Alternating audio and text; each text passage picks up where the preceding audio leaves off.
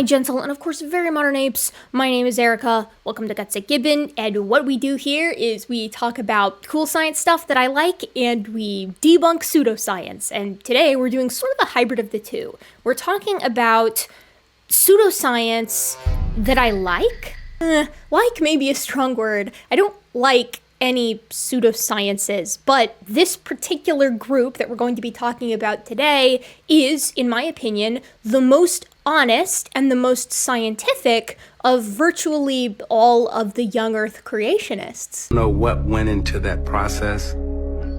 I met the criteria to be selected, but I wasn't. And I say virtually because Rob Carter, depends on the week. She called Tompkins my brother in Christ. She called me that also.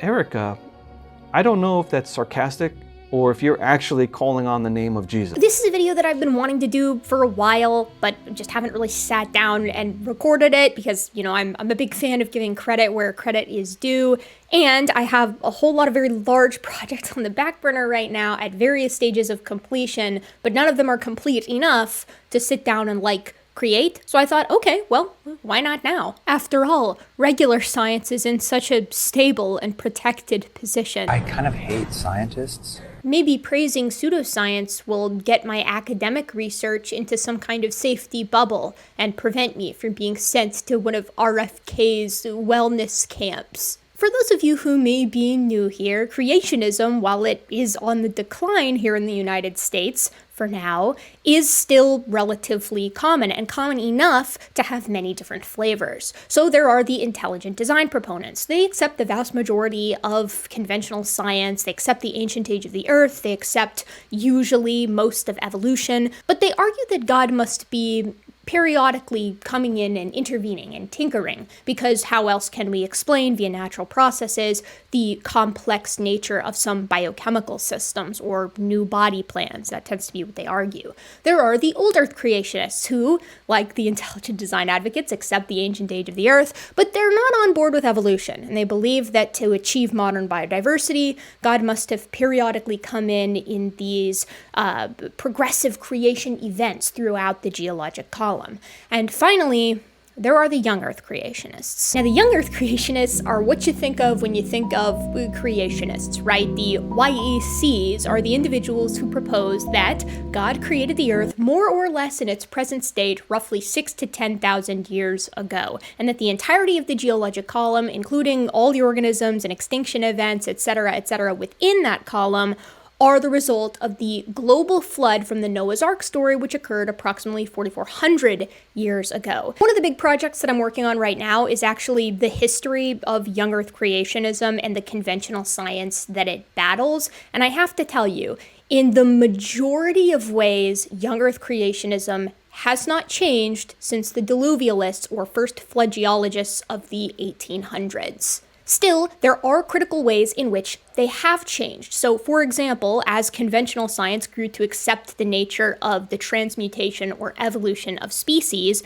in part because we can watch speciation happen today, creationists began to accept some degree of species change over time. Obviously, it happened way later than it did in conventional science. We're talking post-Scopes monkey trial, post-1925 here, when conventional science figured this out in the mid-1800s, but they did come around to accepting that some species can change over time, and this is in part because of two opposing forces that they must contend with from a scientific perspective. Because remember, creationists believe that the Noah's Ark story was a historical event and involved a global flood that covered the entire world, above the tallest mountains, and that in order to save the biodiversity that existed in this pre-flood world, God commanded Noah to take two of every kind of animal onto the boat. Except we know that there are millions upon millions of species of animal, and we have the dimensions of the ark. A very inconvenient thing for the Bible to mention if you're a young Earth creationist. And this is where the created kinds come in. The kinds mentioned in Genesis multiple times that creationists invoke to save themselves from the issues with regard to evolution and biodiversity. They propose that Noah didn't take two of every species of of animal, to every species of cat or dog or ape or whatever,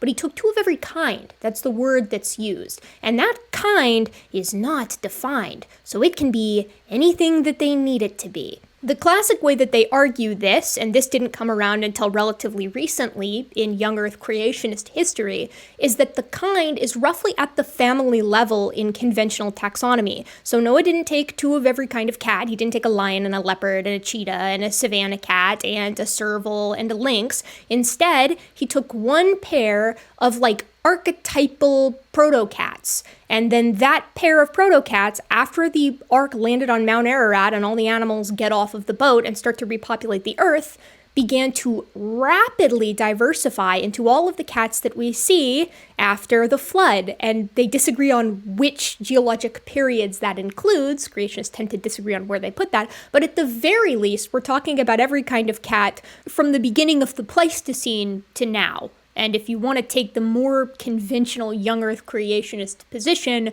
we're talking about every kind of cat in the Cenozoic. In a video I did a very long time ago with Walker of Just a Walking Fish on proboscidean or elephant-like animal diversity, we're talking about a new species of elephant every single generation. So mom is one species, and then her daughter is another species, and then her daughter is another species. As a side note, obviously that's not possible. You can't get all of modern biodiversity from any period to now in just 4,400 years. There is no way that that's going to happen. And then you also have to explain why it suddenly just stopped once we started observing.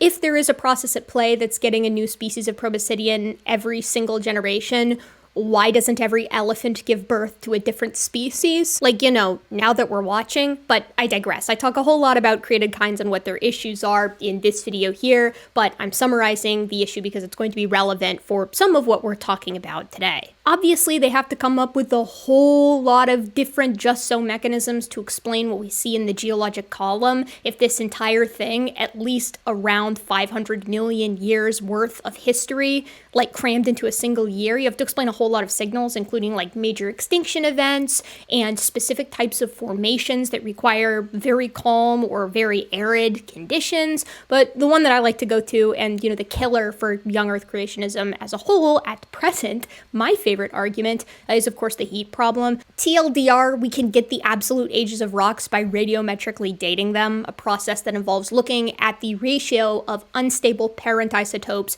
to their more stable decay product, their daughter product. And we know that these things decay at known rates, at least in the present, which is why young Earth creationists have to argue that that decay rate was actually very, very fast just during the year of Noah's flood, that, God intervenes and speeds it up during that period. The problem is we know that nuclear decay releases heat. So if you take anywhere from 4.5 billion years worth of nuclear decay, that's the age of the Earth, to 500 million years worth of nuclear decay, which is sometimes what they argue the flood is responsible for, it doesn't matter which one you pick. Either way, cramming all of that heat from slow nuclear decay over time into the single year-long event of Noah's flood is going to result in, say it with me, the vaporization of the granitic crust of the Earth over 24 times over. And this is something that young Earth creationists have investigated and come up empty-handed with, both at the professional level and at the YouTube level. Although we may not know the source or the mechanism behind the supercooling, perhaps it is supernatural. The Bible does say that God is Lord over the flood. And of course, my sort of second favorite argument against young Earth creationism, and I say second favorite only because the heat problem is just such a sexy argument, is of course the hominin fossil record, right? So young Earth creationists can't have human evolution. They do not believe that humans are descended from, a basal ape-like critter, or indeed that we share a common ancestry with everything else on the planet. To be fair, they also don't think cats are related to dogs, or, some monkeys are related to one another, depending on, how they classify their kinds, but humans are a very special bugaboo for them. So they say all sorts of wild things to denounce human evolution, use all sorts of awful arguments to try and hand-wave it, and a lot of those surround hominins that are fairly transitional, like Australopiths. Australopithecus, the genus, is like the ideal ape man, right? It's what they were whining about for decades and decades and decades until it was discovered by Raymond Dart and then elaborated upon throughout the middle and late 20th century. As a genus, it's a perfect ape man, a perfect transitional fossil between more basal apes and anatomically modern humans. It is a small-brained, upright, walking hominin with some features of the face and teeth that look more like humans and some features of the face and teeth that look more like primitive apes, but it walks almost like we do, and it thinks almost like other apes do. You really couldn't ask for a better missing link. And quite inconveniently for creationists, we have a lot of them. We have a lot of Australopith partial skeletons and skulls and teeth and partial remains. It's really kind of a smorgasbord. And so in order to deal with this, a lot of young Earth creationists simply ignore these finds, or they lie about them. So, just what was Lucy? The answer is straightforward. Lucy and other Australopithecines are extinct apes, just like many other ape species that have gone extinct. She walked on all fours, ate the foods that apes eat, and lived among other animals that are similar to those that live around apes today. Lucy's not a person. Lucy is an ape. Well, the evolutionists think she was close to a person, well, related to people. Well, that's not true. Here we are. There's another inconvenient little piece of information to Australopithecus as a transitional species in particular, but we'll get to that later. So to briefly summarize a couple of things that typical young Earth creationists tend to do that I find to be inherently anti-scientific and very annoying. One, they refuse to investigate very deeply into what their created kinds are and simply weaponize the term as they see fit to whatever is convenient at the time. Two, they pretend that the heat problem is either solvable or that they've already solved it. This one's not so much the professional organization as it is the amateurs online. And three, they often lie about the nature of Australopithecus. But the best and newest young Earth creationist organization does none of those things. New Creation is the name of this new creationist organization, and they set themselves apart even here because they have only a 2-letter acronym instead of the 3-letter acronym that all other YEC orgs seem to have. You have CMI, Creation Ministries International, AIG, or Answers in Genesis, and ICR, or the Institute for Creation Research, whereas we just have NC, a New Creation. Cool. Another way in which NC differs from virtually every other young Earth creationist organization is that their staff are virtually all young people instead of the living fossils that we tend to see at AIG, CMI, ICR, etc. Now, they do have some old heads here. We see Steve Austin, Kurt Wise, my beloved Todd Wood, beloved in a funny way, not in a weird way, Art Chadwick, we have Marcus Ross, Paul Garner, Matt McLean, Ken Colson, Hans Medum, Joe Francis, Chad Arnett, Noel Grimes, Beth Madison, a lot of people that I recognize, and that if you're interested in this space, you probably recognize too, because a lot of these guys are sort of pariahs when it comes to the main young Earth creationist organizations. They've gotten in trouble with the likes of Ken Ham, right? So namely, I'm thinking here of Kurt Wise, Todd Wood, Marcus Ross, Matt McLean, these kinds of guys, Ken Colson, of course. And the reason why they've gotten in trouble is very simply for committing the ultimate sin, which is disagreeing with Ken Ham or Answers in Genesis generally. Virtually all of the old heads that have talked about anything in relation to science that is involved with new creation has been called out specifically by AIG in particular for holding evolutionary positions. They have been dubbed, if you will recall, the young Earth evolutionists. And these positions are very conventionally scientific positions. So Todd Wood, for example, has gotten in trouble with AIG for accepting the number of the percent similarity of humans and chimpanzees genetically speaking. He accepts the 98.8% for coding base pairs and roughly 96%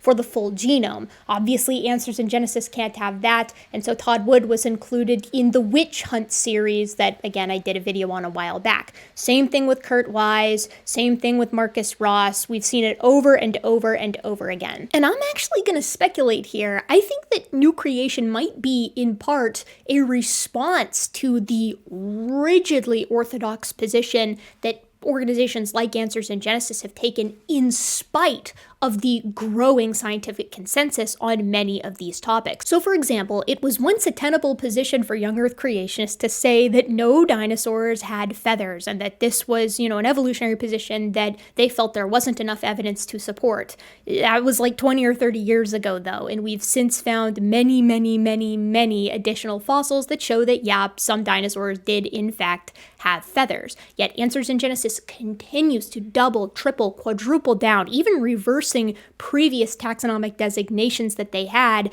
just to avoid admitting that some dinosaurs did in fact have feathers and that they were wrong on this one. So for example, Velociraptor has switched from being a dinosaur by their definition to being a bird by their definition, and this has been a recent switch.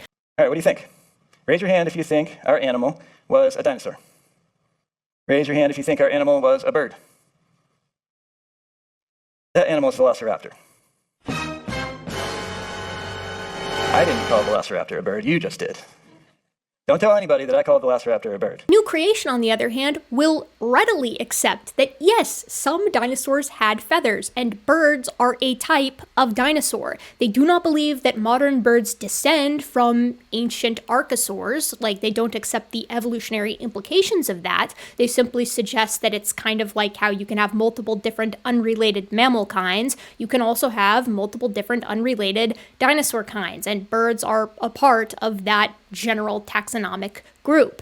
And they've spoken out on this and in fact many, many other topics and reactions of young Earth creationism to conventional science, both in the past and in the present. So for example, young Earth creationists extremely classically do not accept that Australopithecus was a bipedal animal. And the reason they don't is because it obviously has some pretty big implications that we'll talk about later, but New Creation will readily talk about the bipedal nature of Australopithecus, and in fact, very lightly talk about how to propose otherwise is pretty unreasonable. But New Creation is actually pretty good at staying on top of more recent instances of other young Earth creationist organizations just completely misrepresenting conventionally scientific finds. So this article titled Fossil Whoops, the Jurassic Beaver is wonderful. The worst thing about it is that they used an AI image, which, I don't like AI personally.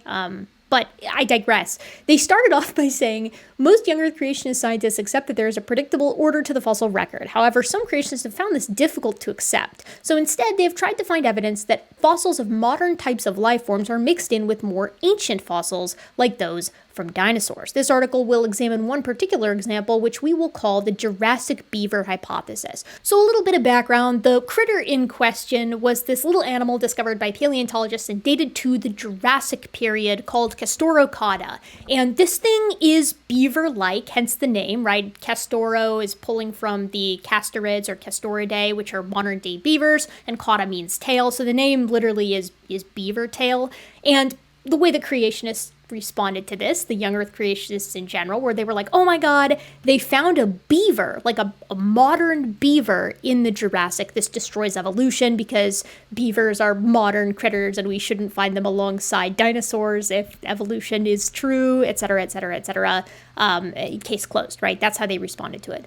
But Castorocata is not actually a beaver. It's not even a rodent. It's not even a mammal. It's a member of a group called Mammaliaforms. So it's sister group to mammals. It's mammal-like, but it is not in and of itself a mammal. It doesn't have the characteristics that define mammals. It doesn't have the characteristics that define rodents, and it doesn't have the characteristics that define beavers. It's called beaver tail here, or Castorocata, because its tail is beaver-like. And that wouldn't be the first time that we found a beaver-like tail in something that wasn't a beaver. Case in point, platypuses. Friend of the channel, Joel Duff, actually did a phenomenal job covering this whole exchange where it was like, here's the paper, here's what pop science sources said, and then here's what Answers in Genesis said, and just showed how they absolutely butchered the discovery, evidently not reading the original paper. But New Creation did read the original paper, and they actually sort of softly call out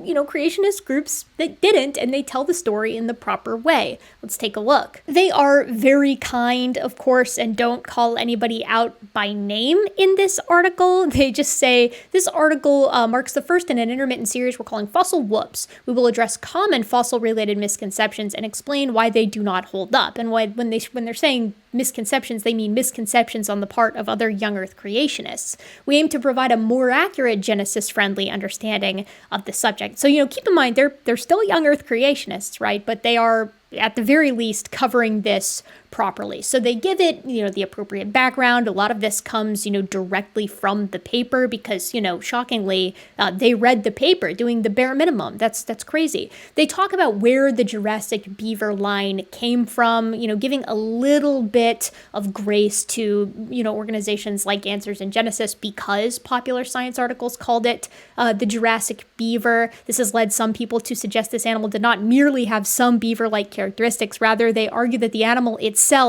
was beaver-like. And when we go to citation 2, here it is. It's a Carl Werner quote, and we'll talk more about Carl Werner on this channel eventually. But they talk about the reality of this actual find, right? They talk about the problem with saying this thing is a regular old beaver and using that to support creationism, right? They say, it's not a beaver, first of all. It has beaver-like characteristics. And then they say exactly what I just did, right? That it's not even a rodent. It doesn't have the primary rodent characteristic that we tend to think of when we think of that class, which is two big incisors at the front, because Castorocauda has canines, like a general mammal dental formula rather than the dental formula that we tend to ascribe, or that we necessarily ascribe to rodents, I should say. And then they talk about the tail and how, this isn't something that necessarily makes it a beaver because many characteristics exist across animal groups. And then they say, again, what I said here was, is it even a mammal? Technically, no, it is not a true mammal. So they're honestly representing the find. They talk about what it is in general. And then at the very end, they're going to say that it's, the other creationists were wrong on this, but that's fine because they have other arguments that they can use to argue for young Earth creationism, which is, from my perspective, wonderfully refreshing to see from young Earth creationists, right? Is that they're actually covering a new find with honesty and scientific accuracy because, again, they read the paper, huh? New Creation also has a YouTube channel, and one of their more recent videos actually covers the Jurassic Beaver. Did beavers really live with dinosaurs? And what I love about this is that the host of this particular episode is Peter. We remember Peter. He's been on this channel before. He's one of my favorite creationists, and he's involved. Actually, he's one of the primary writers and participators at New Creation. He does a ton of the videos on the New Creation Clips YouTube channel, and so that means that we've got two separate contributors to this sort of young Earth creationist organization who are, kind of slamming poor coverage by young Earth creationists of scientific finds and sort of trying to clean up the image of young Earth creationism, at least with regard to stuff like this. And Peter in particular has been hard at work over here on the YouTube channel when it comes to basically just explaining conventionally scientific facts and explaining why we know them to be the case, right? He walks you through radiometric dating. How is it done? How does radioactivity work? How is radioactive dating done? In our last video, we talked about a phenomenon called radioactivity, which is how unstable atoms will emit pieces of themselves to over time become stable. Now we're going to see how this can be used as a dating method to determine the age of samples. I'd love to see that. Now, he does fall into a couple of the young Earth creationist tropes where he uses arguments that I think are wholly and demonstrably inadequate when it comes to having reasons to doubt radiometric dating as being accurate or doubting the age of the Earth through doubting radiometric dating. And, admittedly, those are some pretty big problems, but putting that aside for the moment, this is an accurate treatment of radioactivity and radiometric dating, and it's the best simplification of those concepts that I've seen from a young Earth creationist. He even talks about the heat problem in an honest way. The second, and I think more significant problem for the accelerated decay model is the heat problem. You see, radioactive decay produces heat, and when you have hundreds of millions of years worth all happening at once, you're producing a lot of heat all at once. In fact, enough to melt the crust of the Earth.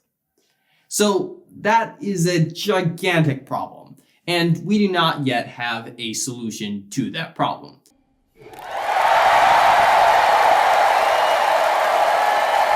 He walks you through why we know that some dinosaurs did in fact have feathers, and he does so in this very cute video where he visits a chicken coop.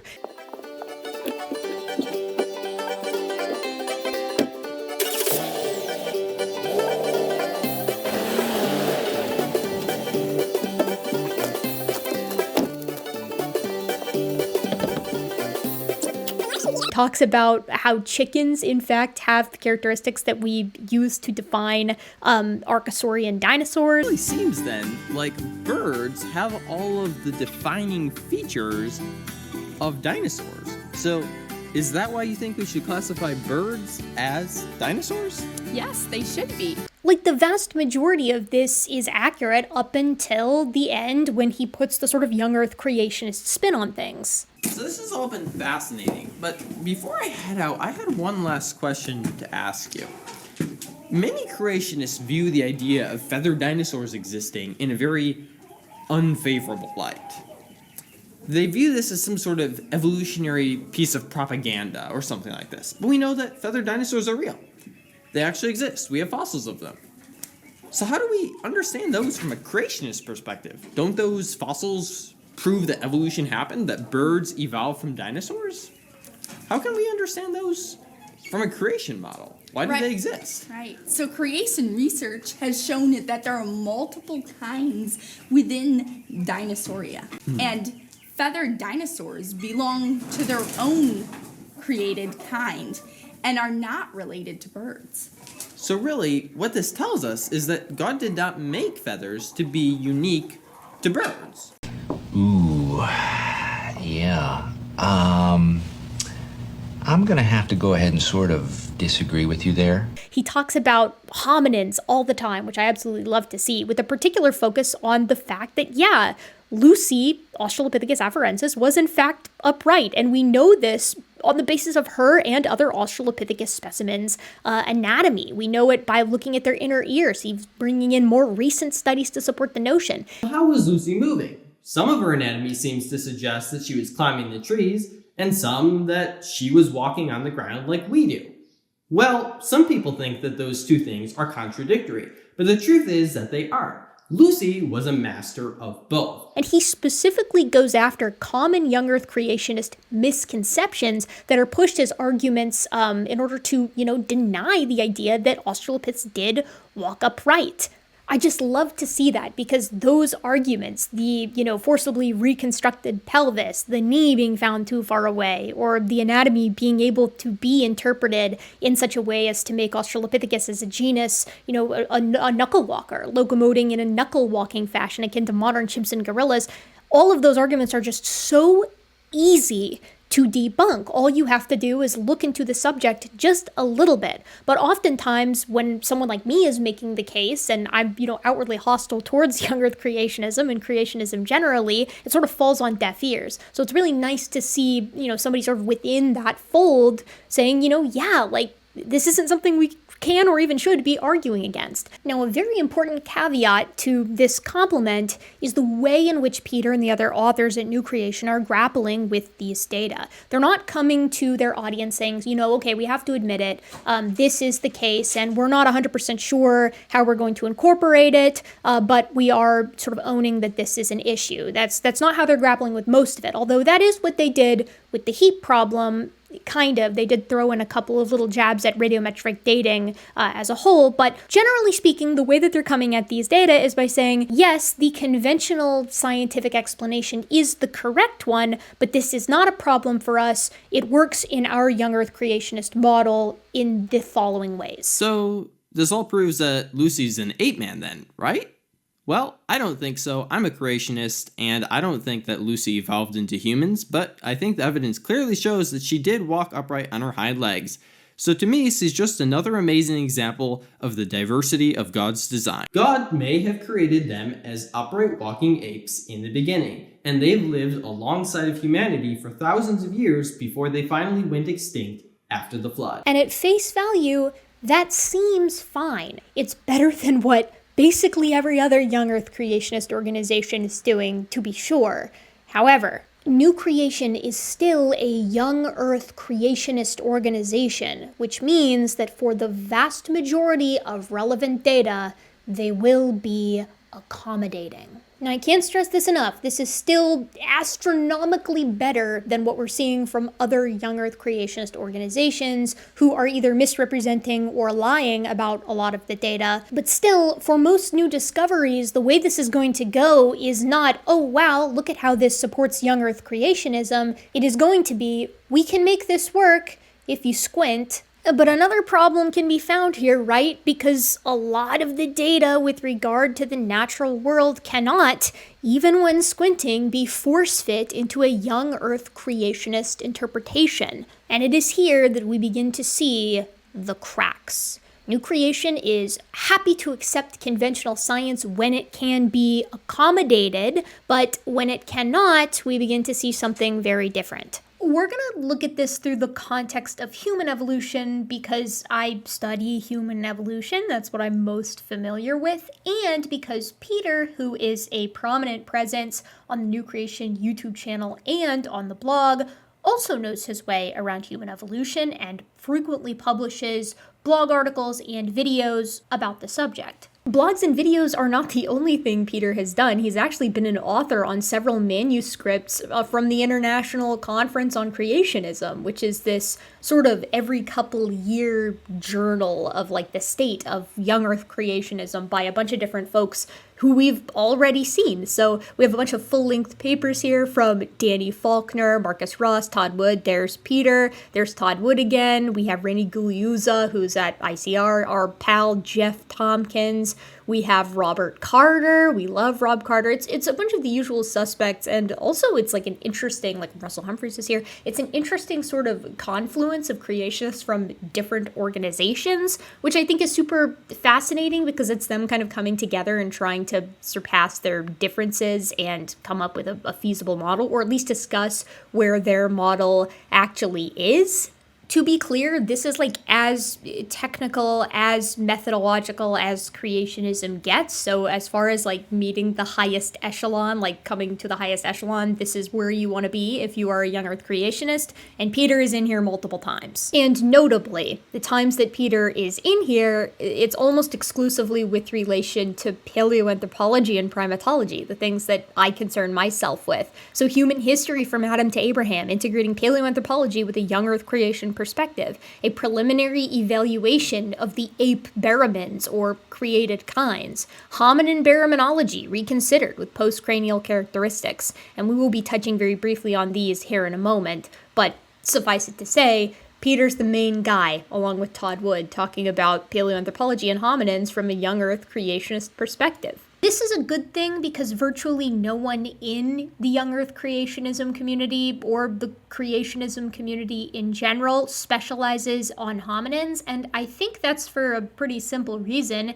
If you study hominins at all, you realize that humans are hominins which evolved from more basal hominins which descend from a more basal hominoid in the Miocene and confirms human evolution as well as the rest of evolutionary theory, and that's not going to fit within a creationist context. What I'm saying is that they should be grateful for Peter because there aren't very many creationists who are willing to look this issue dead in the eye. I think that's because they stopped being creationists. And make no mistake, it is an issue, right? Evolutionary theory makes a really simple prediction that if humans descended from more basal apes, then we should find the emergence of human morphology, human physical characteristics through time from a more basal ape condition deeper in the geologic past. And we should find that emerge like through the geologic column, through the fossil record. From a creationist perspective, God made humans as we are roughly 6,000 to 10,000 years ago in the Garden of Eden.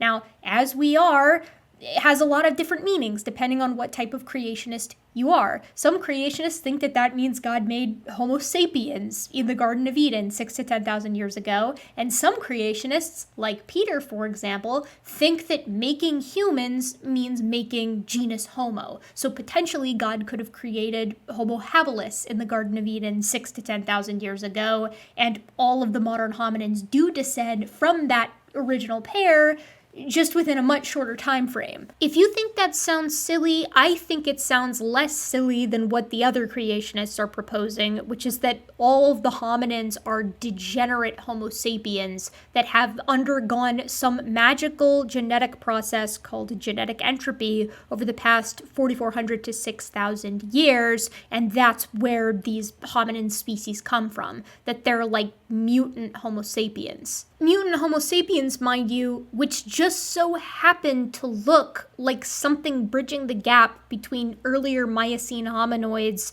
and modern Homo sapiens. Like, it just so happens to have all of the characteristics that those earlier groups had, and also links them to later Homo sapiens by having those characteristics. Like, genetic entropy just accidentally made a transitional fossil, just like as a joke, I guess. I am completely disassociated from reality. So I'm going to be continuing to do that indefinitely. Yes. Yes. Like, at least this version relies on conventional processes. Now, granted, they're on, like, hyper-fast forward, but the other young Earth creationists require also hyper-fast forward regular evolution, plus also genetic entropy, a completely unfounded genetics concept that relies entirely on redefining fitness, which is like a core concept of evolution. I digress. We're not doing genetic entropy today. But this leads to two very specific, very contradictory predictions, at least from the basic concepts, the basic hypotheses. If evolution is how humans came about, then we should find morphologic change over geologic time from more basal apes to humans. Those two things should be linked by morphology through time. And if creationism is the best explanation for where humans come from, then we should find the abrupt and discrete appearance of humans, or even just genus Homo, as separate from other apes. Those are the predictions. Those are the predictions that, at least in the part of evolutionary theory, were outlined hundreds of years ago. But the creationist position started as, very simply, there are no transitional fossils, there are no ape men, and there will never be any ape men. We do not expect to see them, and therefore we will not find them, because humans are distinct from all other organisms, and there should not be this slow morphologic change over geologic time that is difficult to parse. Of course, as we have found more and more Australopiths, and more early genus Homo, and more Miocene apes, creationists have had to rationalize each subsequent discovery and figure out, what to make of them.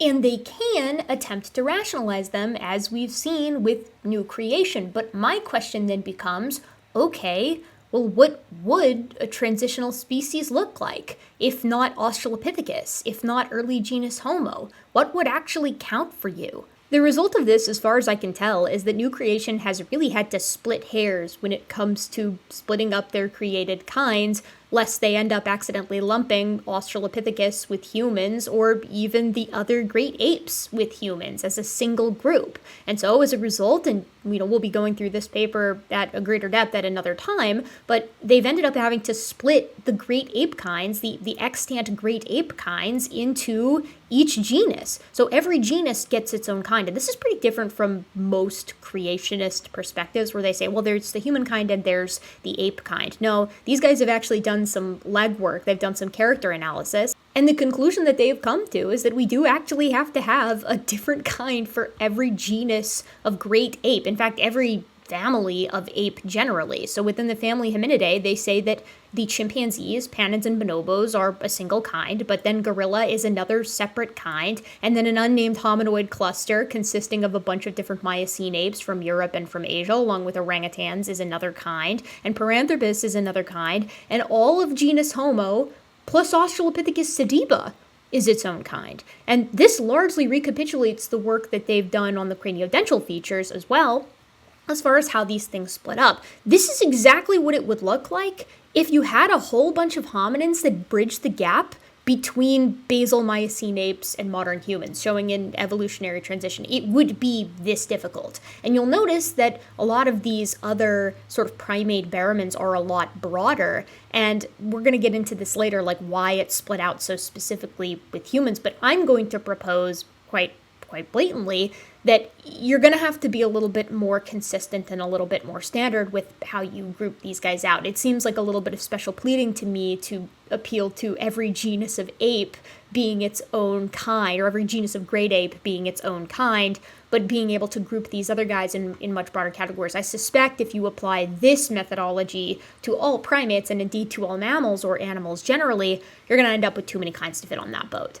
And I've expressed this before, and I will express it again. But, case in point, they also talk about hominin Berrimanology, and it hashes out the same way, like when they look specifically at hominins, is that you get sort of a genus Homo cluster and an Australopithecus cluster, but Australopithecus sediba ends up in genus Homo, and Homo floresiensis gets kicked out of genus Homo. So, and Naledi is problematic as well. This is exactly what you would expect if these critters really do share a common ancestor. They aren't as discrete as they should be. And again, I suspect if you applied this exact methodology to other groups of animals, you're going to find that they separate out in specific ways as well, that are going to end up with either too many kinds to fit on Noah's Ark, or humans and Australopiths and all great apes being within the same kind, which, they can't have for scriptural reasons. We don't have time to go through each of these papers right now, but I would like to go through them in depth at another juncture and run some of my own analyses to kind of test what I think is going on. But for now, I'll leave you with the impression that I get from these two papers is that there really is a genuine attempt to try and see how these things split out, and they're not splitting out in the way I would propose that you would expect from a young Earth creationist perspective. I think instead what you're seeing is a pattern that you would expect, and in fact the pattern that was predicted from an evolutionary perspective, which is that things blend together because all of these guys are very closely related and they share a common ancestor in the form of Miocene apes. In the case of humans, we see the emergence of the human characteristics along the hominin lineage. I think most folks at New Creation accept that it does look like a good candidate for a transitional species. From an evolutionary perspective, this does make sense. It fits nicely within evolutionary theory. But then, I have to go and ask, why are you still holding to the creationist interpretation? What is causing you to interpret that data in a different way? And we're going to get to that soon. Let's investigate the issues with New Creation using some more of their YouTube material.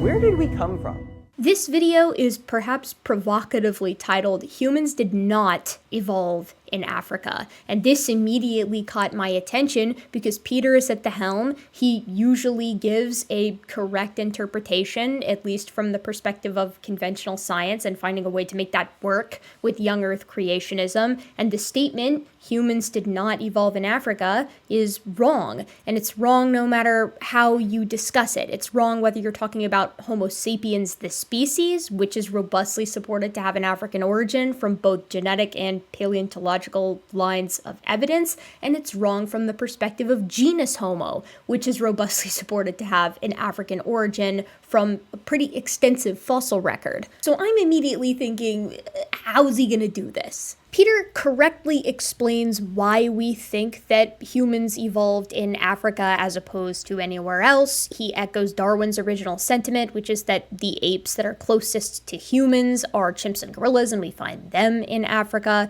And when I say closest, I mean both morphologically and genetically. We share 98.8% of our coding DNA with chimpanzees and approximately 95-96% when comparing the full genome. And he points out that that means that we have a reasonable hypothesis that humans evolved in Africa from ape-like ancestors approximately a few million years ago. I'll go ahead and add here that yes, that is the reason why Darwin initially thought that Africa would be the place, the fact that chimps and gorillas are there, But the main reason we suppose that now is because that's where all the fossils are, at least showing us the first Miocene apes, as well as the organisms bridging the gap between these Miocene apes and the earliest members of genus Homo, the Australopiths, the ape men. But remember, Peter and the folks at New Creation generally think that Australopiths are their own unique kind of animal that are discrete and unrelated to the humankind and the other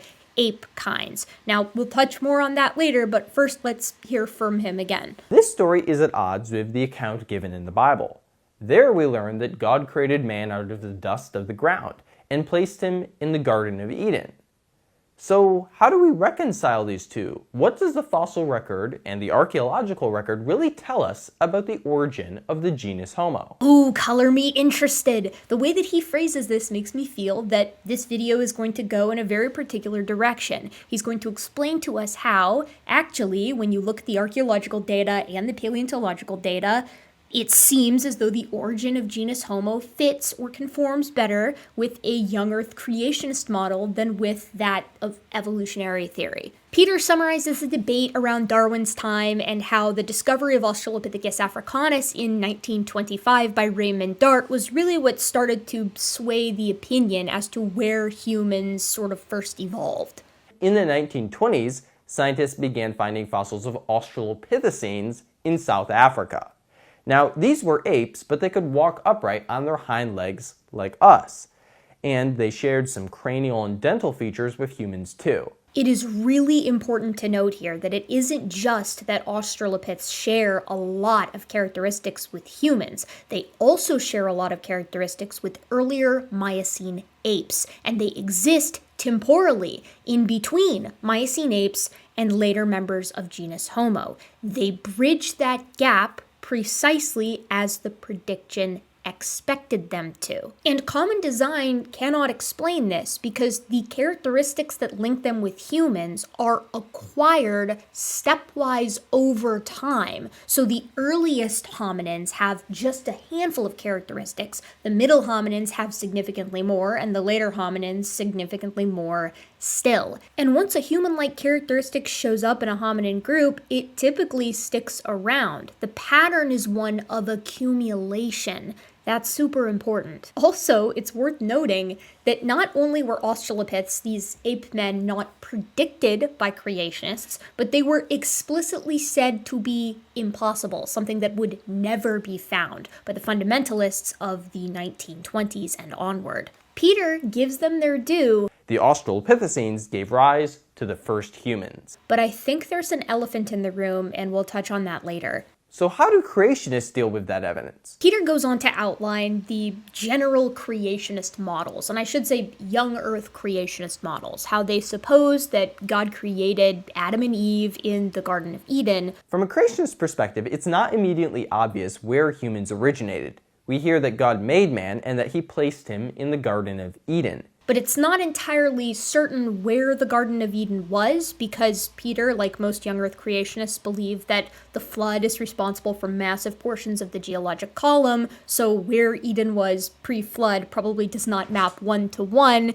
to where Eden is supposed to be today on the basis of the named rivers in the Middle East. Peter very briefly touches on a lot of questions in young Earth creationism, such as which geologic layers are actually a part of the flood. This is something that creationists disagree on a lot, and why aren't there any hominin or Australopith fossils within the flood rock? But he says that these are all topics sort of for another larger video, and I agree. He's trying to keep this short, and those are all quite contentious and have a lot of background to them, but he does summarize the fairly ubiquitous opinion amongst young Earth creationists that after the Tower of Babel story, humans begin to spread across the face of the earth after having their languages confused. Creationists believe that the ark, carrying Noah and his family, landed in the mountains of Ararat. From there, the people migrated to the land of Shinar, somewhere in Mesopotamia,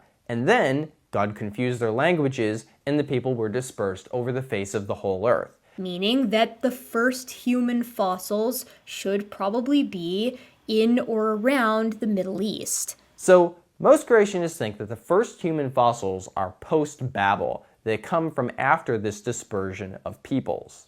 Here's a map I made showing the sites and the dates of some of the earliest human fossil finds in Africa and in Asia. Okay, so we're going to get a case that these earliest human fossils occurred after a dispersal out from the Middle East. That's going to be the case made. And I want to say that this is a pretty good graphic. It even has the Ledi-Gararu mandible on there, which is, in my opinion, and I think this is generally the consensus, the oldest mandibular remains from genus Homo, and the oldest remains, period, from genus Homo at about 2.8 million years ago, probably from something very similar to, or actually belonging to, Homo habilis. Now, you've probably noticed that Ledi-Gararu mandible, the oldest remains from genus Homo, is from East Africa, not the Middle East. So how exactly is he going to make this case? First, he says something very interesting that I think most creationists hold to, but Peter lays out quite nicely. Now, as a creationist, I don't accept those dates, right? So for dim and easy, it says 1.7 MA. That's 1.7 million years ago is the maximum date of the oldest fossil finds at that site. And I don't believe that those are actually 1.7 million years old, because I'm a creationist, and I believe the Earth is about 10,000 years old max. However, radiometric dating, I believe, does work in a relative sense. In other words, things that are dated to be old are actually older than things that are dated to be younger, even if they're not older by the exact amount. That is super interesting to me, and the reason is because it's a much more dangerous case to make than just saying outright that radiometric dating is garbage. Now, it's a much more honest take, and it's much more in line with the data, but it's dangerous in the sense that that means that we can accept the relative location of fossils with relation to one another, which means that the pattern that we see of emerging complexity and eminent transition between groups of animals evolving through the geologic column, that's not an artifact and it's not a coincidence. It's a real pattern that is found in the geologic column because those dates are at least relatively correct with relation to one another. Now again, I don't think that this is a fringe position for young Earth creationists to have.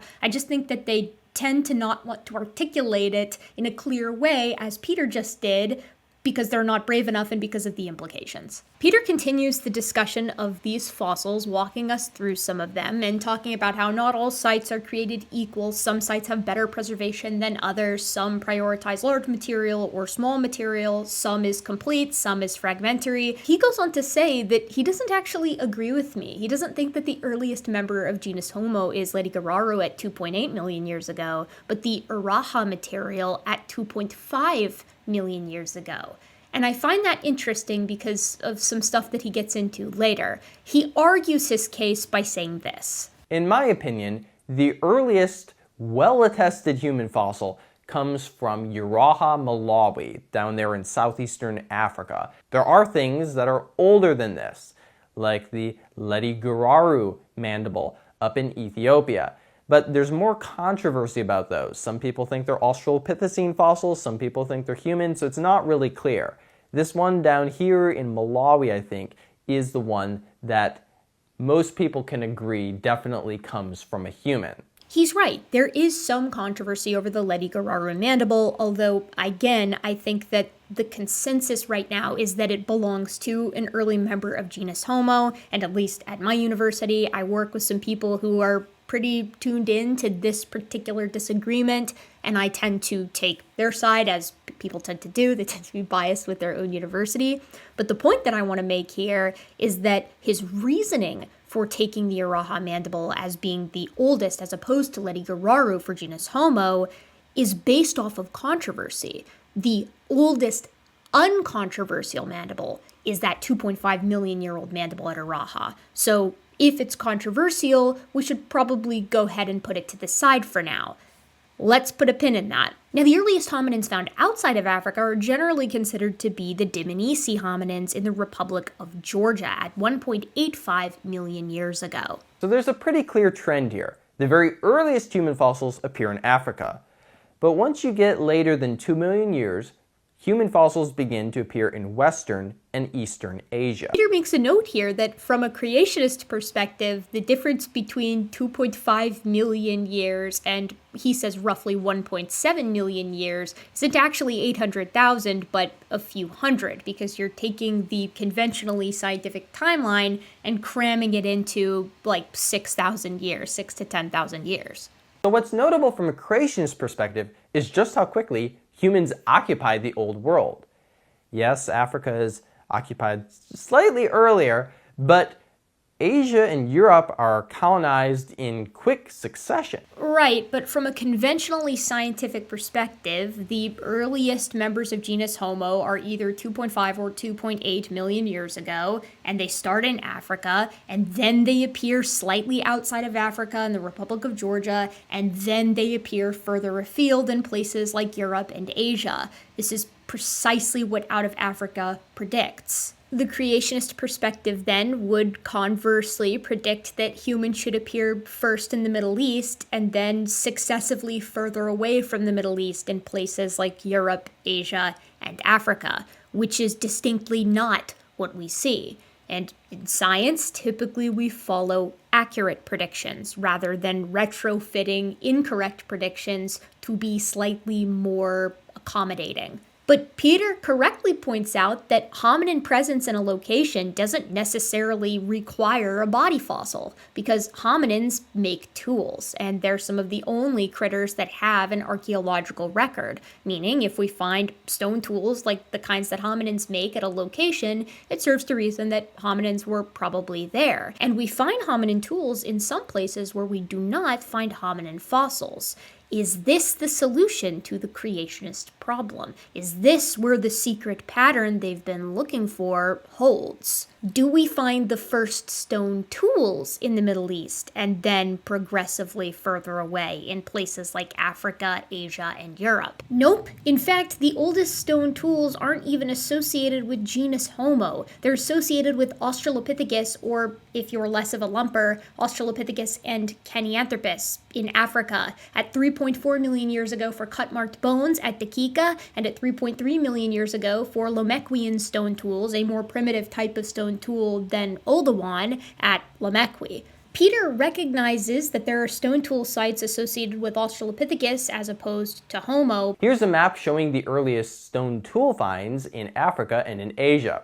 There are a few older tool finds in Africa, but these are usually associated with Australopithecines. But I don't think that he appreciates or gives due to the fact that that's what you would expect from evolutionary theory, not young Earth creationism, that Australopith-type hominins are using stone tools that are more advanced than the type of stone tools we see with modern chimps or other non-human apes, but not quite as advanced as what we see in the earliest members of genus Homo, who are using Oldowan stone tools, only slightly better than what we see at places like Lomequi. We're talking about literally an intermediate transitional ape man using an intermediate transitional stone tool type. I don't know how much more you can get in line with evolutionary theory than that.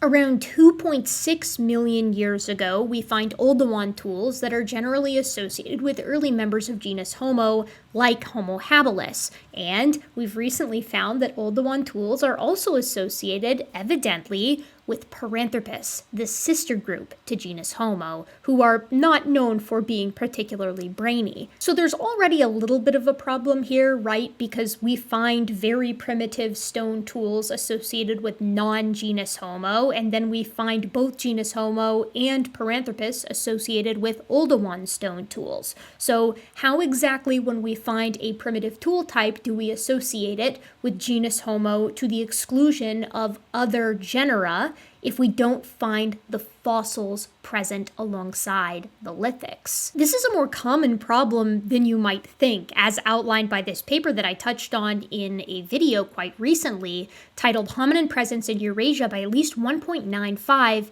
million years ago. What these guys are doing is reporting on new cut-marked bones found in Romania dated to 1.95 million years of age, but there are only cut-marked bones there, right? There's no lithics and there's no fossils, so they don't have any idea which hominin might have created them. Now, because they're dated to 1.95 million years, it serves to reason it's probably genus Homo, but we don't know that for sure, and they have this wonderful chart in here that displays, I think with a lot of clarity, the problem with relation to even older sites. In Figure 5, they have reported hominin localities from the early Pleistocene of Eurasia and northern Africa prior to 1 million years ago. And they have these wonderful colored bars that tell you at each site whether they have hominin fossils, lithics, or the stone tools themselves, or modifications, which are like cut-marked bones and things of that nature. And at the oldest non-African site where we find stone tools, or hominins, or modifications, the oldest sort of signal out of Africa,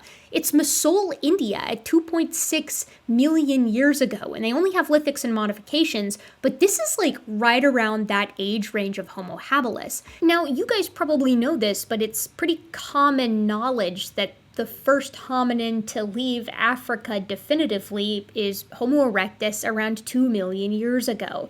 But you should probably know that that comes with a caveat. The reason Homo erectus is the first hominin to leave Africa around 2 million years ago is because Homo erectus, or Homo erectus-like things, in the case of the Dmanisi specimens, Homo georgicus, are the first ones for which we have fossil evidence of a hominin that is identifiable at roughly the species level out of Africa. It doesn't mean that it truly is the very first hominin out of Africa and that this truly did happen 2 million years ago, as evidenced by the fact that we have lithics and modifications evidently as early as 2.6 million years ago. So my immediate question was, what do these things look like? Well, the answer is not like much. So here's those India tools right here, the Massel 1 choppers. They're very, very basic. And as a frame of reference, right, here are our Lomequian tools, which are just barely tools. I mean, they're recognizable as such because they have these percussive patterns that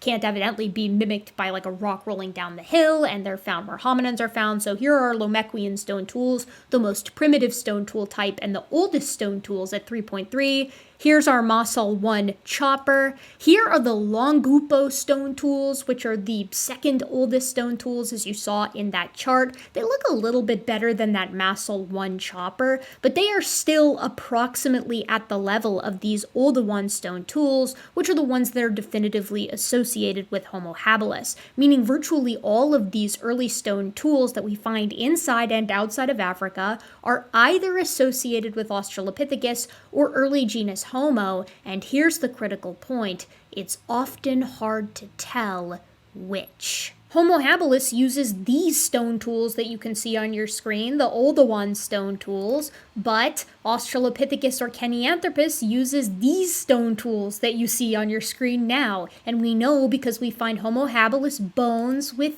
these stone tools, and we find Australopithecus/Kenyanthropus bones with these stone tools. But we do not find any hominin bones associated with these stone tools, the Massel 1 choppers, or these stone tools, the Longupo, vague chopper-like looking things. So, who made them?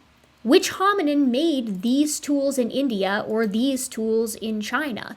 The answer is, we don't know, because both of those stone tools are found older than Homo erectus and out of Africa, and they look like the types of tools that something like Australopithecus or Homo habilis would make. What that obviously suggests, and the implications of this are huge, but no one's really talking about them yet until we can have bones to put to the tools, that hominins left Africa earlier than Homo erectus. After all, the first hominin bones that we find out of Africa are maybe these ones in Languedong, China, but these are just a handful of teeth that we can't for sure identify as belonging to hominins, to the exclusion of some other type of great ape. And after that, the first is in Dmanisi at 1.85, those ones we already looked at. But this is in part what makes Peter's graphic kind of troubling, because we can't say what the first stone tools are that are definitively associated with genus Homo, because the tools are just as transitional as the hominins themselves. So for Peter, it's going to be arbitrary. I've selected for this graphic just those that are commonly associated with the genus Homo. From the archaeological record, we see that there's a bit more of a temporal overlap between Africa and Asia. The earliest African tools seem to be dated to around 2.5 million years ago. And yet, way out in eastern China at the site of Shangchen, we have stone tools that are 2.1 million years old. So we really only have a 0.4 million year gap in time between the earliest tools in Africa and the earliest tools in Asia. Well, as we just talked about, it depends on which tools you're looking at and whether or not you're looking at tools that can be conventionally and confidently associated with actual hominin species. And remember, that was Peter's criteria for establishing the oldest fossil material to genus Homo. How controversial is it? None of the stone tools that you see on your screen, or modifications for that matter, can be confidently assigned to a genus or a species of hominin because we don't have any hominin bones that are reliably attributable to any given species or genus. And tools are rarely easily assigned a one-to-one of tool type with hominin species. Case in point, these are the Shangchen stone tools that Peter places as the oldest stone tools ascribed to genus Homo out of Africa. Now, I'd just like to ask you your opinion. These stone tools that you see, they look a lot like some of those stone tools assigned to Australopithecus/Kenyanthropus from Lomekwi to me. Now, that was my opinion, just literally eyeballing the tools, because I'm not a stone tool expert. I don't know the intricacies of how you diagnose a stone tool as being within one mode or another. But evidently, I was on the right track, because I'm not the only person to point to that possibility. In this Nature pop science article, tools from China are the oldest hint of human lineage outside of Africa, from 2018, when that initial study first came out reporting on these Shangchen fossils, Bill Youngers made the same exact observation. First they introduce him up here, and then as you scroll down a little bit further, Youngers holds open the possibility that the Shangchen toolmaker was a species of Australopithecus, a group of more ape-like hominins to which the iconic fossil Lucy belongs. So far, Australopithecus fossils have all been discovered in Africa. So if we are holding to Peter's criteria of consensus here as far as assigning stone tools to species and assigning fossils to species, then the actual range is not as he stated it, 2.1 being the oldest outside of Africa and 2.5 being the oldest within Africa. Instead, it's about 2.5, 2.6 for Oldowan stone tools associated with genus Homo within Africa, but outside of Africa, the first confident attribution to genus Homo is Dmanisi at 1.85. That nearly doubles Peter's original spread from about 400,000 years, 2.1 to 2.5, to about 700,000 years, 1.8 to 2.5. To be clear, under my methodology, the earliest appearance of stone tools attributable to genus Homo are 2.5, 2.6 within Africa, and the first stone tools attributable confidently to genus Homo are those Dmanisi, and maybe attributable to genus Homo. That could be anywhere from 1.9 to 2.6. We just don't know. And again, that's because Australopithecus/Kenyanthropus uses tools. We have no idea if they ever left Africa or if they didn't. We don't even know if Homo habilis left Africa or if it didn't. And recent papers looking a little bit more in depth, they're in preprint for now at the Dmanisi stuff at Georgia, is pointing us towards the direction that Homo erectus probably was not the first hominin out of Africa, even for which we have fossils for. But all of that has enormous bearing on what Peter says next. Now that's really significant to me, because that represents an almost simultaneous appearance of humans in Africa and way out in Eastern Asia. But it doesn't, right? It doesn't matter which methodology we use. Under the conservative consensus assignments, we're talking a 700,000 year spread of the first appearance of genus Homo within versus outside of Africa, counting fossil assignments and tools with confident attributions. And if we're taking the more broad spread, well, we really can't say anything for certain, except that Homo habilis definitely shows up 2.8 million years ago inside Africa, and the earliest Homo habilis maybe tools are at 2.6 outside of Africa. I guess if you wanted to really turn things on their heads and take the least conservative approach for tools and the most conservative approach for fossils, you could say that the Indian choppers show up at 2.6 and then Homo habilis, the fossil, shows up at like 2.5, but I really don't think that's defensible, and I really don't think Peter would suggest that. Next, Peter makes a salient point, but it's also one that I've heard paleoanthropologists pitching for the past several years, maybe even decades. This is where things get interesting for the evolutionary story, because the typical idea is that Homo erectus evolved somewhere around 2 million years ago. Prior to that, you have Homo habilis and Homo rudolfensis that are smaller brained and maybe not as long limbed, but with Homo erectus, you get this more modern-like morphology that allows it to expand out into Asia. But from the order of appearance here, we see that if Homo erectus evolves in Africa around 2 million years ago, it basically has to immediately make a beeline for eastern China, right? As soon as Homo erectus evolves, it has to spread all the way out to Eastern Asia. Absolutely true, and this would be a great point if people were suggesting that Homo erectus was responsible for all of the tools out of Africa that are older than that at Dmanisi, but they're not. In fact, as we've seen, and as you can see yourself if you go dig deeper into any of those tools that were listed in that recent Romanian cut marks paper, sometimes people are even pointing specifically to Homo habilis or even the legs of Australopithecus because of the nature of these tools. They don't look like the Acheulean stuff that Homo erectus typically produces. They look like Oldowan, or even more primitive, or perhaps something in between Oldowan and Acheulean. This idea that humans simultaneously appeared in Africa and Asia fits better with a creationist perspective than it does with an evolutionary perspective. Except the data don't point to that, no matter which approach we take. Homo begins in Africa, and Homo begins being associated with stone tools in Africa long before we find genus Homo, stone tools that are associated with genus Homo consistently and reliably, or the two together, anywhere outside of the continent. As a creationist, I believe that humans got off the ark and first settled in the land of Shinar, somewhere in Mesopotamia. But from there, they were dispersed over the earth. And so I would expect people to show up almost simultaneously in very far-flung regions of the earth, all the way down in Africa, all the way out in Asia, because they're all migrating away from the land of Shinar at roughly the same time period. And that idea is not supported by the paleontological record or the archaeological record. But he takes it a step further and actually addresses my next question, so let's hear him out. But you might be wondering, why wouldn't we find the first human fossils in Mesopotamia then, or in the Middle East more generally?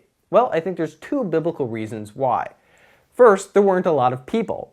There were only 8 people aboard the ark, and 8 people aren't initially going to leave behind a fossil record, for you to follow. You need a lot of people to die to actually have a good chance of leaving behind a fossil. Right, so my next question would be, the data don't support this idea of a Middle Eastern origin and then an expansion into Africa and Asia, but even if that were the case, we would certainly, as Peter said, expect to find hominin fossils in the Middle East, and we don't. And his answer for that is, well, there just weren't a lot of people, and it's hard to form fossils in the first place, so the odds weren't very good of fossilizing one of the first 8 or first few hundred people after the Noah's Ark story. But my question is a little bit more pressing than that, which is, why don't we find any of their stone tools? Why don't we find the types of tools that would be required to build something like the Tower of Babel, the story that necessarily precedes this dispersion that Peter's talking about? Stone tools don't need to fossilize after all, and that's why we have hundreds of thousands, millions, billions, or even trillions of stone tools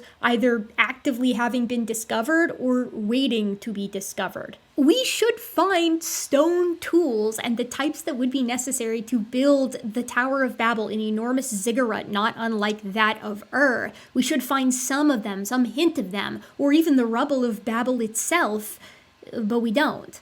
And there's also the sort of ancillary question that I have, which is, why would hominins capable of building the Tower of Babel revert back to using Oldowan and Acheulean stone tools? Why wouldn't they keep the stone tools that let them build something like that, right? Like the types of tools that you use to build a megastructure like that are very different than the types of tools that you used to scrape meat off of bone during the Pliocene and the Pleistocene. His second point is far more bizarre and a departure from Peter's usual fare. You'll see what I mean. Secondly, the people were living for hundreds of years. The Bible tells us that before the flood, people could live up to like 1,000 years in age. But after the flood, the patriarchs were living for about a few hundred years, and then their children would live less and less until we get to the time of Abraham, and people only live until about 120 years in age. So there's these declining lifespans. So we wouldn't expect the first human fossils to show up where the ark landed. Even though Noah and his family probably settled there for a while initially, there weren't that many people, first of all, and they were all going to long outlive that time period. They were going to survive for hundreds of years, and their bodies were going to eventually be deposited far, far from the site of the ark's landing. Why? Why would you think that? Why would you think that humans were living for hundreds of years, even 1,000 years? Well, he says it, because that's what the Bible says. But it's actually kind of worse than that, right? Because he's not starting with what the Bible says. He's starting with his interpretation of what he thinks that passage means. That's like the furthest thing from methodological naturalism that you could possibly do, right? And remember, methodological naturalism was, at least in the West, invented by Christians. We wouldn't expect a huge fossil record at the Tower of Babel either, because it had only been a couple hundred years till that point, so there still wasn't a large population. And secondly, those people were still living for hundreds of years, and thus they were going to disperse out to the corners of the earth before dying and leaving behind their bodies for possible fossilization. But they would be using stone tools that entire time, no? They would be using stone tools that are complex and sophisticated to build the Tower of Babel, and then for hundreds of years, as they migrated out into Asia and down into Africa, presumably they would be using those same types of tools and leaving them behind, confounding the evolutionary timeline of how these stone tools succeed each other in mode. That is not what we see.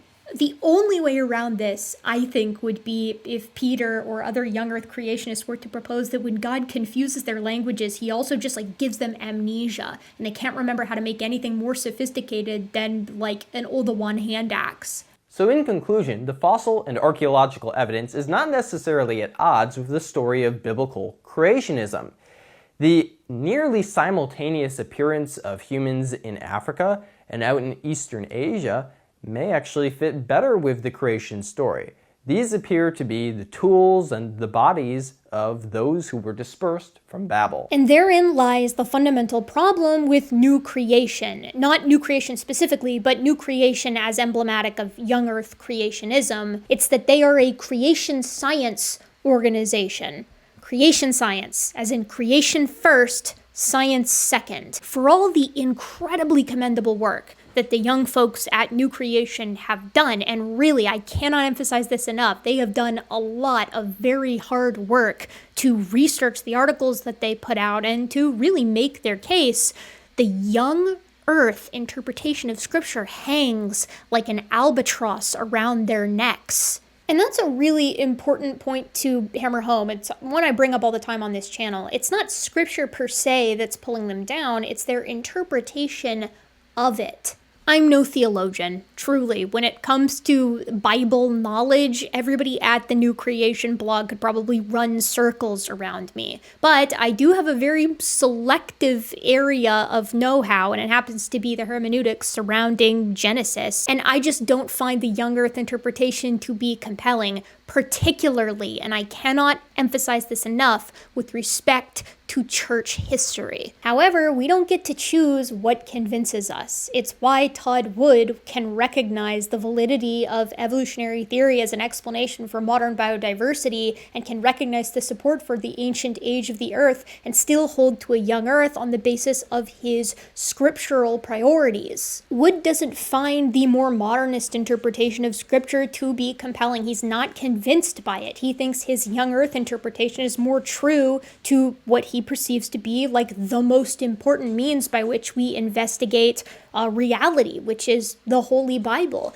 And so, because that's his priority and because he takes a specific interpretation, and that interpretation is young earth creationism, it stymies all of his science. But Todd Wood is an honest person and he's an intelligent person. And so the way in which his young earth creationism stymies his science is different from what we see with most other young earth creationists. Wood recognizes that conventional science makes a really good data-driven case for the validity of the ancient age of the earth and for evolutionary theory. But he himself is a young earth creationist who believes that scripture takes the highest priority, and specifically that interpretation of scripture is taking the highest role in his outlook on the world. So how to resolve that tension? This is where the integration model proposed at New Creation comes into play.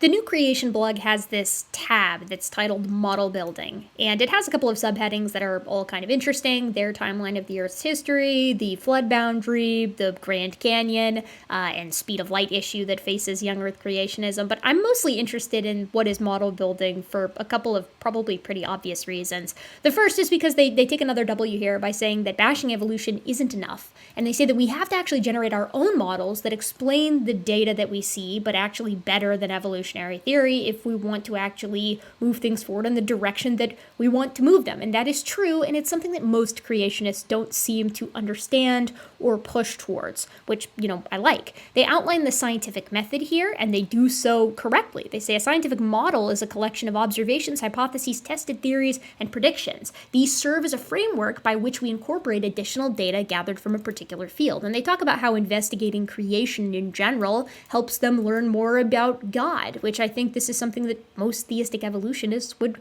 also agree with. But then we get to the interesting part, which is building a better model, creation style. And we see this fascinating little image here that we're going to visit here in a moment. But first I want to read this to you because it's very elucidating as to, the big P problem. It's not merely enough for us to point out the flaws of conventional, unbiblical scientific models. Instead, we need a more robust model that explains the same data conventional scientific models can explain, but better. This is where the biblical creationist researcher comes in.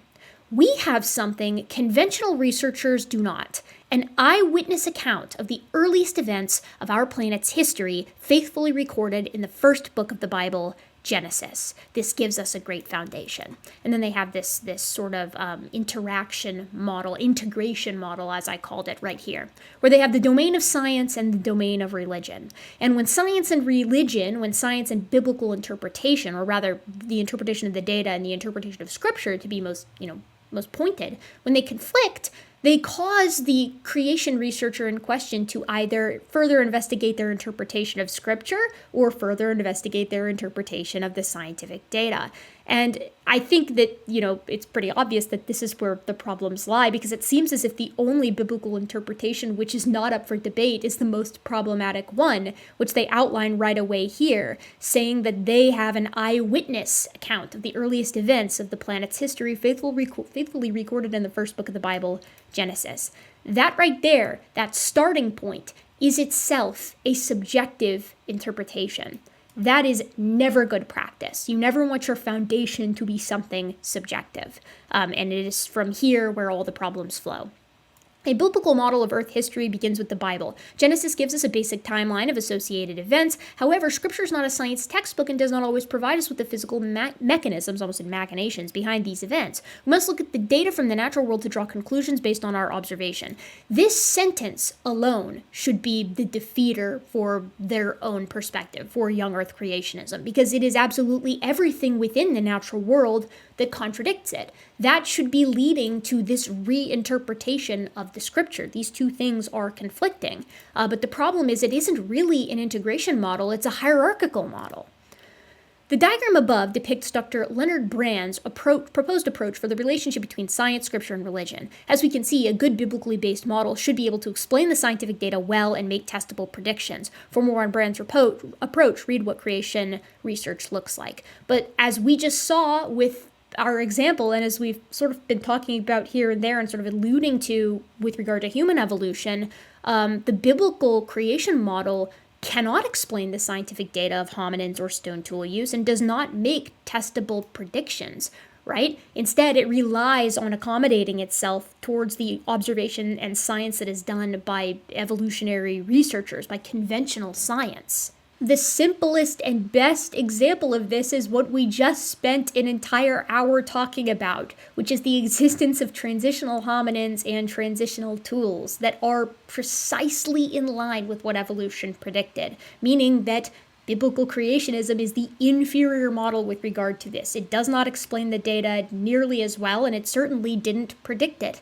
And this is the case with innumerable transitional lineages, aspects of the geologic column, aspects of astronomy or chemistry or physics. It is ubiquitous and permeates all of science. The tension then between scientific interpretation and biblical interpretation in this integrated model is too tight. It is simply too taut as is to continue onward. And what we're seeing with new creation isn't this integrated model, but as I said, a hierarchical one. Because even though this tension exists, they simply refuse to reassess that biblical interpretation. And because this religious domain necessarily sits above the scientific domain for them, they simply continue to try to force fit the scientific data into something that at least more accurately resembles reality than other young earth creationists, but ultimately is still cramming a square peg into a round hole. The integrated model proposed by New Creation and other well-meaning and intelligent young earth creationists is limited in the science it can uncover because it is constrained by scriptural interpretation, something that is always going to be subjective. The work I've seen out of New Creation, the attempts to create a cohesive model for young earth creationism, is the best I've seen so far. In so many ways, it is robust and it is sincere, and most importantly, it's honest, but it's not science. I don't think that there is a way that I can express this without sounding condescending to New Creation and its authors. So I'd like to apologize in advance to Peter and Christian and all the other folks over there who are doing a really good job in a lot of different ways. But I find this to be incredibly tragic, even more so than with any of the other young earth creationist organizations, because there's so many young people at New Creation who are really so sharp. And it really bums me out that it's being, in my opinion, wasted on young earth creationism. Maybe that's how all of them feel about the hundreds of thousands of people working on conventional science instead of young earth creationism or, creation science, perspectives. But it is my hope that they will come around to a different interpretation of scripture and therefore a better integrated model, a methodologically naturalistic one like their forebearers in the Enlightenment, who were Christian men and women all the same and really contribute some wonderful things to conventional science. Come on, guys, do it for me. Anyways, I probably need to cover the New Creation perspective and New Creation arguments more often because they are so much more well done than what we tend to see out of AIG and their ilk. I gotta stop going for the low-hanging fruit, exclusively at least. Hopefully it goes without saying, but do not harass people at New Creation. Do not leave rude comments on their videos or on their posts. That would make me very, very, very upset. I am so serious, it's crazy. Conversation and asking questions and having a discussion is fine, but I check those videos, and if I see any of you over there being rude and acting like a jackass for absolutely no reason, I will ban you from this channel forever. Anyways, if you like what I do here on this channel, please consider supporting me in the free way. That's liking, commenting, and subscribing. And if you want to support me in a more financial way, you can join my Patreon. Patrons get early access to videos. These days, rarely, but in theory, every time that I'm ahead of things. And they also get their names at the end of every single video. So, as usual, I would like to thank you from the bottom of my gentle and, of course, very modern heart for being such a curious primate. And I'll see you real soon next time.